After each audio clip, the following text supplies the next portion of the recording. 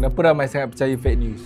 Walaupun benda tu jelas sebenarnya otak manusia memang senang percaya benda yang salah. Dan ada 3 sebab utama. Pertama, brain bias. Otak kita suka benda yang confirm apa yang kita dah percaya. Ini dipanggil confirmation bias. Kalau ada berita yang sedap atau selari dengan emosi kita terus rasa betul walaupun tak ada bukti. Kedua, echo chamber. Media sosial sekarang tunjuk benda yang kita suka tengok je. Kalau kau suka konten politik tertentu, kau akan nampak benda tu je. Kalau kau suka teori konspirasi, algoritma kau bagi kau lagi banyak konspirasi. Lama-lama, dunia dalam phone kau jadi bukti palsu yang buat fake news nampak lagi real. Ketiga, low media literacy. Ramai orang tak tahu beza berita sahih dengan cerita palsu.